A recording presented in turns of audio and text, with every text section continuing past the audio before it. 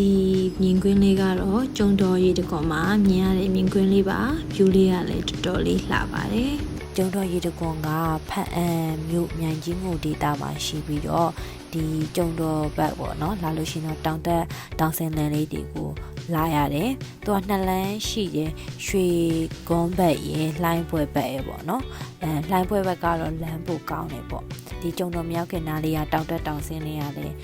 တခြားနေရာနဲ့မတူဘဲနဲ့လည်းလက်လျှောက်မှာတောင်လေးတွေတောက်လျှောက်မြင်ရတယ်အားလေးကတော်တော်လှတယ်နည်းနည်းတော့ပန်းနေပေါ့နော်ကိုရီးယားဖန်ဘက်ကနေလာတာဆိုနည်းနည်းတော့ပင်ပန်းနေဒါပေမဲ့ရောက်သွားတဲ့အချိန်မှာမြင်ရတဲ့ရှုခင်းလေးတွေ view လေးတွေတော်လေးစိတ်ကျဉ်းစရာကောင်းတဲ့နေရာတွေပါဒီကျုံတော်ဆဆချင်းပေါ့နော်အဝင်ဝါမှာမြင်ရတဲ့ရိုးရအစင်နဲ့တစ်ဖက်မှာတော့သူတို့တက်လွတ်ပဲစားရတဲ့နေရာဆိုတော့တက်လွတ်ဆိုင်လေးတွေရှိတယ်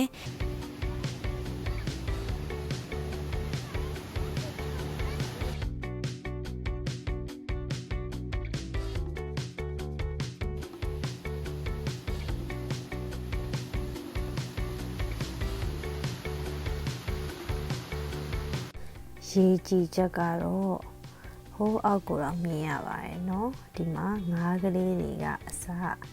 ရေထဲမှာသွားနေရလေးကိုမြင်နေရတယ်အကျုံတော့ရေတကောကရေတန့်လာလို့ဆိုလို့ရှိရင်เนาะရေတော်တော်လေးတန့်ပါတယ်တဘာဝအတိုင်းကိုမပြတ်မစီးပဲနဲ့ရှိနေပါသေးတယ်ဒါကြောင့်သွားရဲဆိုလို့ရှိရင်လည်းအမိုက်စွန့်ပစ်တာအိမ်မရှိပဲနဲ့ထိမ့်သိမ်းကြဖို့မှချင်ပါတယ်ရှင်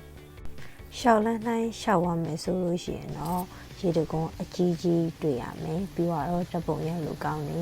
view point မျိုးကိုရောက်မှာပေါ့နော်ဒီဟာဆိုလို့ရှိရင်ကရင်ပြည်နယ်မှာရှိတဲ့အလားဆုံးရေတကုန်းကိုပြောပါဆိုလို့ရှိရင်တော့ကျုံတော်ရေတကုန်းပဲဖြစ်ပါတယ်